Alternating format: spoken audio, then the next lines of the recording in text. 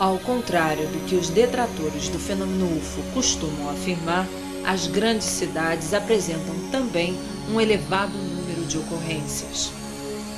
O Rio de Janeiro é um destes exemplos, onde várias fotos e filmes foram conseguidos depois do caso da Barra da Tijuca.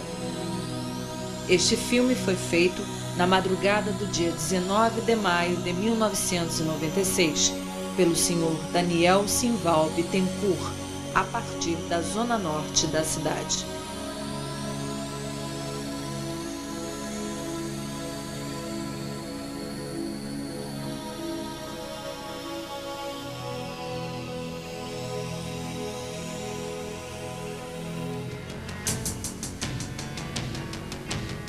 Com o passar dos anos, o número de avistamentos mantidos pelos militares foi crescendo. Um dos casos mais espetaculares aconteceu na fronteira entre o Brasil e o Paraguai em 1962, com uma embarcação da Marinha responsável pela sinalização náutica do Rio Paraguai.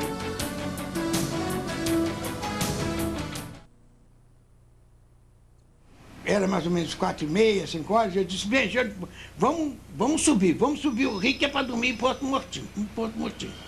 Então começamos a esquentar o motorzinho que era para ir embora. Quando era mais ou menos 5h30, que já estava começando a escurecer, o pessoal, comandante, eu disse, o que é? Olhe lá na proa que tem umas luzes lá no alto, assim. Aí o negócio já está no lusco-fusco, eu fiquei olhando assim.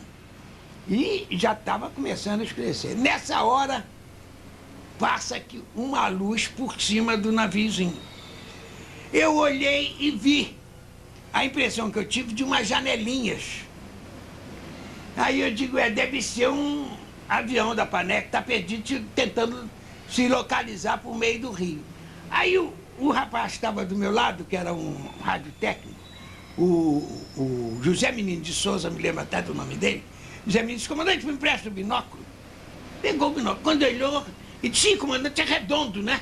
Não tem asa. Aí eu puxei o binóculo na mão dele, quando eu olhei, mas eu olhei só vi uma bola luminosa. Aí eu disse, que redondo, nada, tá de disco voador, essa hora daqui no Paraguai. Ele disse, comandante, o senhor não reparou direito não, mas era redondo e tinha janelinhas, como o senhor falou.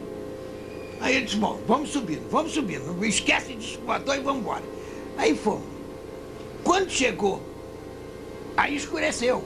E nós estamos vendo aquelas luzes lá na proa do navio, lá no horizonte, umas luzes se moverem por ali, eu não estou sabendo direito o que é. E aí nós continuamos.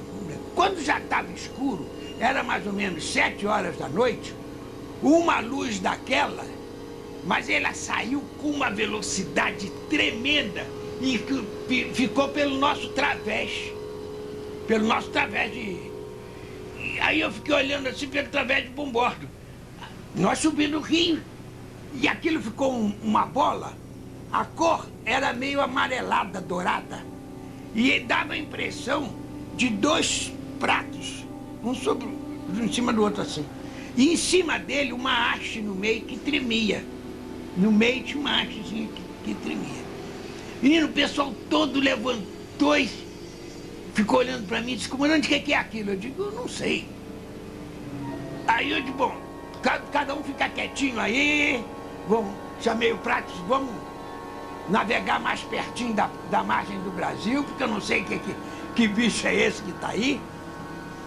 Aí eu mandei apagar todas as luzes da lanchinha, chamei o sinaleiro e disse para ele assim, olha, na luz de popa, você faz pelo Morse sinal perguntando se deseja alguma coisa, qual é o navio, essas perguntas que a gente sabe do Código Internacional de Sinais. Ele fez as perguntas lá, não houve uma resposta. Bom, nós aí, eu já acordei, tinha gente dormindo, eu acordei, que eu não sabia o que era, com aquela velocidade que tinha demonstrado, tinha que ser alguma coisa. Depois eu nunca tinha visto avião parar, helicóptero para ficar parado, assim. E aí, uma coisa é gozada, as luzes que estavam lá no horizonte começaram a aumentar e diminuir. As luzes estavam no horizonte. E aquela luz daquele objeto que estava do meu lado, pelo través, a haste tremulava assim. Era engraçado. Aquilo me dava um nervoso para a guarnição, que era impressionante. Comigo éramos 15 pessoas a bordo. Aí nós sentimos perfeitamente o objeto descer e desaparecer na margem do Paraguai. Ele desceu, nós sentimos o movimento dele descendo e desaparecendo lá no Paraguai. Nós aí ficamos na expectativa, dizendo, bem, um já foi embora, vamos ver os outros. Aí continuamos a navegar para avante, porque o Porto Murtinho era mais na frente. Nessa hora, mano, um deles saiu de lá numa velocidade impressionante, como que viesse em cima da lanchinha. Quando chegou perto da gente, meu filho, a lanchinha ficou prateada como uma noite de lua. Mas todo, foi aquele... Você sabe noite de lua cheia, aquela claridade da noite de lua cheia? A lanchinha ficou assim, todo mundo de olho arregalado. Eu só senti aquela claridade assim, ao mesmo tempo ela foi embora, voltou e desapareceu.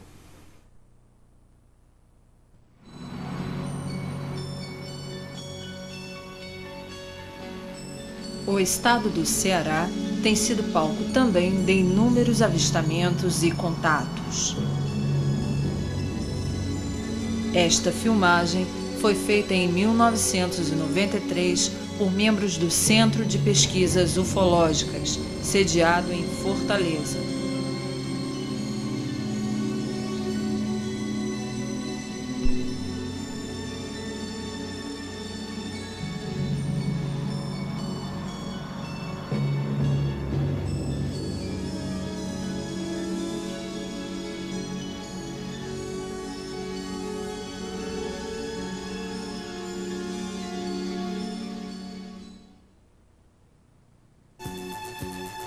Uma das cidades mais ricas em aparições de discos voadores no Brasil é a cidade de Valença, situada no interior do estado do Rio de Janeiro.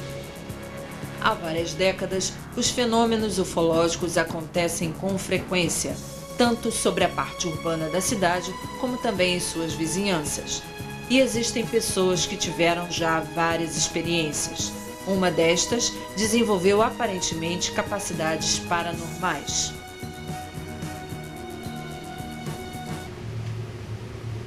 Minha primeira experiência dentro da ufologia foi por volta mais ou menos de 1952. Eu tenho certeza que foi na década de 50. E eu estava com a minha prima, brincando na calçada da casa da minha avó, em Valença, cidade onde eu nasci. E tinha na casa vizinha, tinha uma senhora na janela, que nós conhecíamos por Dona Chiquinha, uma senhora de bastante idade. E quando corríamos na calçada, de repente, devia ser mais ou menos entre 7 e 8 horas da noite. Já estava escuro, o céu, não me lembro como estava, mas estava à noite mesmo, fechado. E quando estávamos correndo, de repente deu um clarão muito grande, foi como se a noite virasse dia em cima da gente. Nessa hora ia passando um carro, clareou o carro todo, eu me lembro perfeitamente do carro todo claro, com aquela luz assim, meio azulada. Eu me assustei muito. Minha prima ainda teve coragem de olhar para cima e disse que viu como se fosse um holofote enorme clareando ali aquela região. Me lembro também que o motorista parou o carro, assustado também, saiu, ainda tirou o boné, coçou a cabeça, disse, o que foi isso, assustado? Eu comecei a chorar, que era criança. A vizinha me chamou, Dona Chiquinha me chamou e... Vera, vem cá, minha filha, não fica nervosa não. Isso aí é a mãe do ouro. O ouro, quando ele passa embaixo da terra, ele se movimenta. Então, quando ele passa embaixo da terra, a mãe o acompanha no céu. E eu fiquei durante muito tempo tentando ver se eu conseguia achar ouro naquela região. Depois, a segunda experiência, eu também estava nessa mesma casa, na casa da minha avó, onde eu fui criada.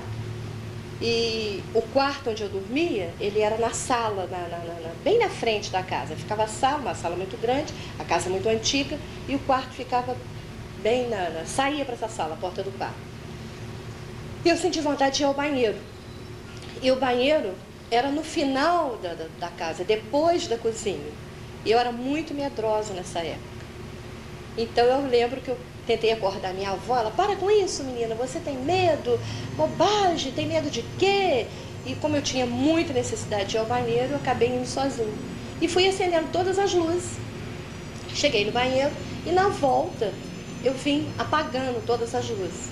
Quando eu cheguei na sala, que eu levei a mão para apagar, eu virei para a porta da sala. A casa antiga era uma porta muito alta, a parte de cima dela era de vidros, depois até metade dela vidros também, e na parte mais alta desse vidro, eu vi como se fosse a luz de uma lanterna. O medo tomou conta de mim, eu olhei para aquilo e pensei assim, meu Deus, alguém está ali com uma lanterna. Mas na mesma hora eu raciocinei e falei, impossível, ser lanterna pela altura. É a luz do poste. Aí me lembrei que o poste ficava bem na esquina, não ficava na direção da porta. E nisso, olhando fixo para aquela luz, aquela luz veio aumentando, aumentando, como se penetrasse na sala em cima de mim. Eu caí no chão na hora, fiquei como que paralisada. Para mim, naquela época, eu tinha ficado paralisada de medo e aquilo tinha sido tudo fruto da minha imaginação. Porque eu tentava chamar minha avó, não consegui. Quando consegui, foi um urro que saiu da minha garganta, muito grande. Não acordei só minha avó, acordei a casa em peso. Eles vieram correndo, minha avó, mais uma palhaçada e tal, que eles não tinham conhecimento de nada, né? Gente muito humilde, muito simples. E a minha avó tentou me levantar do chão. Quando ela colocou a mão em mim, eu tinha a impressão que meu corpo estava cheio de fagulhas que me espetavam. Todinho. Quando ela tocava em mim, aquilo tudo me espetava. Eu levantei, dizendo que eu estava me sentindo muito mal. E ela, bobagem, bobagem, vamos dormir. Só que eu deitei e não consegui dormir. Aquela sensação estranha, aquele mal-estar, o corpo todo como se estivesse assim, com eletricidade no meu corpo todo. E quando parecia que eu dormia, aquele sonho estranho que eu não conseguia definir. Mais tarde, passando por uma hipnose regressiva, então ficou constatado, hoje me lembro perfeitamente bem, inclusive me lembro perfeitamente bem dos seres, e chego até a sentir saudade deles, tamanha foi a paz que eles transmitiram para mim. Então aconteceu o seguinte, quando aquela luz veio em cima de mim, realmente eu caí no chão, do lado direito, e dois seres, um homem e uma mulher, eles vieram como se estivesse assim, flutuando, como se eles tivessem atravessado a porta, na direção que estava aquela luz que inundou a sala. Eles vieram flutuando, ficaram em pé, eu só conseguia mover os meus olhos para olhar para eles. Eles ficaram em pé, o pé deles não tocava o chão, lembro perfeitamente, eles estavam no ar, eram bastante altos, da posição que eu estava então, eu achava imensos os dois. O homem era moreno, tinha-se traços orientais, o olho era bem repuxado. O cabelo, não dava para perceber cabelo. Eu olhando de baixo, então quando ele inclinava a cabeça para mim, eu via que ele tinha duas entradas bem grandes aqui, e o cabelo era tão negro, mas tão negro, tão colado na cabeça, que parecia mais assim, uma touca com um bico. A mulher já tinha o cabelo mais cheio, também com traços orientais, e a roupa deles estava como se fosse assim, um macacão claro, prateado, parecia que um pouco fosforescente, prateado, preso nos tornozelos, preso na cintura e preso nos punhos. A gola, aqui assim fechado também, com uma roupa assim de padre ou de médico, né? Aquilo fechado aqui em cima. Ele tinha na mão o homem, a mulher ficou parada, o semblante dela, desculpa, o semblante dela transmitia muita paz, o dele também. Eles não moviam os lábios, mas eu sentia que eu podia confiar neles. Só que eu não conseguia me mexer, eu não conseguia falar, e o tempo todo eu tentando gritar minha avó para ver o que estava acontecendo. Para mim eram fantasmas na época. Ele inclinou o corpo, ele se debruçou sobre mim. Na mão dele, ele tinha como se fosse um aro de luz dourado, como se fosse uma aliança grande. E ele passava aquele aro, eu caía, ele chegou com aquele aro aqui na região do meu quadril, parou bastante tempo, veio até minha cabeça, lentamente, sem encostar no meu corpo. Voltou com aquele aro de luz, parou no meu quadril de novo, foi até os meus pés, voltou. Quando ele voltou, outra vez que parou no quadril, ele levantou com aquele aro na mão e simplesmente eles se afastaram outra vez, como se estivesse flutuando. Eles se afastaram e desapareceram, como se tivesse atravessado a porta também. Sumiu luz, sumiu tudo. Foi quando minha voz soltou e eu consegui chamar a minha avó.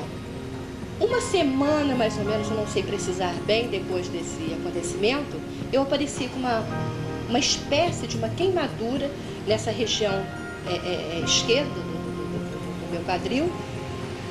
Eu me lembro que a minha avó correu médicos e médicos lá na minha cidade, em Valença. Nenhum deles chegou a uma conclusão. Na minha perna esquerda começaram a aparecer manchas roxas, doíam muito. Essas manchas se transformaram em calombos, elas ficaram altas. Tanto que a família, você não tem sossego, você deve ter metido a perna em algum lugar. Só que apareceu na frente, depois apareceu atrás, depois do lado, e a perna ficou cheia dessas marcas e desses caroços, duros e muito doídos. E a região da minha nádega ficou como se tivesse assim, derramado uma gordura quente, tivesse provocado uma queimadura e soltou a pele, chegou a soltar. O médico dizia que era uma reação, um tipo de alergia, que inventaram mil coisas, sei que não chegaram a conclusão nenhuma. Aquilo foi, aquela pele secou, formou uma casca, sumiu, não existe nem marca, o problema da perna também desapareceu. E depois desse acontecimento, aconteceu um fato interessante. Uns 2 meses, mais ou menos depois, minha avó recebeu uma visita. Nós chamávamos de tia Lilica. Não era tia, mas tratava assim. Então minha avó me chamou na sala e queria que eu tomasse a bênção dela. Pega na mão, beija a mão, como era antigamente. E eu não quis, eu simplesmente olhei para minha avó e falei, não vou pegar na mão dela. Minha avó, né, quis zangar comigo, por que não? Eu falei, porque ela está muito doente. Aí foi aquela vergonha na família de ter falado aquilo com essa pessoa, né? E passado o que, mais ou menos 1 mês, ela foi embora, ela voltou para São Paulo, interior de São Paulo. Depois de 1 mês chega uma notícia para minha avó, até um telegrama dizendo que ela havia falecido de tuberculose. Eu já estava doente há muito tempo e ninguém sabia. E um outro fato também, depois desse acontecimento, eu estive com a minha tia numa casa de uma vizinha, e quando eu entrei na casa, minha cabeça doeu muito. Então eu falei para minha tia, tem alguém aqui com dor de cabeça? Para com isso, me zangavam muito por causa dessas coisas, para com isso. E eu assim, mas tem, a cabeça doendo muito. A dona da casa chegou, perguntou o que estava acontecendo, minha tia falou, olha, coincidência, minha filha está lá no quarto desatinada de dor de cabeça. Mas me levaram a psiquiatras, me levaram a centros espíritas, tudo que eles podiam levar. Mas continuou, o fenômeno continuou. Só que aí eu passei a me calar para não ter maiores problemas, né, com eles. Depois desse acontecimento, eu estava com a mesma prima, eu devia já ter meus 12 anos, mais ou menos. Eu estava com a minha prima, a tal que viu a luz da primeira vez. Nós íamos para a casa da minha mãe e no meio do caminho, eu me lembro que eu olhei assim para o lado direito, o céu, tinha uma nuvem, o céu estava muito bonito, muito claro, e tinha uma nuvem, só aquela nuvem, no céu parado ali. E atrás dela um clarão muito forte. Aí eu falei para ela assim, olha, ô Conceição, a lua hoje está muito bonita. Eu me lembro que ela era muito medrosa, ela puxou minha manga e fez assim, Vera. Eu falei, o que foi? Ela disse, não é a lua não, olha a lua lá, a lua estava do outro lado. E nisso, na rua, as outras pessoas também vendo, olha, o que é aquilo? Então eu olhei de novo para o céu, a nuvem estava de um lado e do outro lado, assim, da nuvem, eu olhando assim do meu lado direito, no caso, né, tinha um objeto em forma de um charuto. Ele não tinha um brilho próprio, não. Era como se ele estivesse recebendo essa claridade da lua. Mas nítido no céu. Todo mundo na rua, o que é aquilo, o que é aquilo, o que foi, o que foi. Na mesma hora, todo mundo olhando, eu olhei que deve ter demorado mais ou menos uns 10 segundos a gente observando aquilo, o pessoal apavorando, cada um chamando nas casas. De repente desapareceu tudo. Desapareceu a nuvem, desapareceu o objeto, assim, desmanchou, ninguém viu para onde foi, nem nada no céu. Depois dessa experiência, aí já foi mais ou menos na década de... Todas essas foram na década de 50, princípio da década de 50 para 60. Depois essa já foi na década de 80. Eu estava indo para casa da minha mãe, ver um irmão que estava fora há muito tempo, que tinha ido fazer uma visita. E como ele demorou muito, eu tive que voltar para casa, que eu estava sozinha. Na volta eu encontrei com ele, onde faz uma bifurcação da rua. E nisso que nós estamos abraçados, nós sentimos, eu não posso dizer que nós ouvimos, nós sentimos uma sensação muito gostosa no ouvido. Era como se tivesse assim, milhares de cristalzinhos batendo um no outro.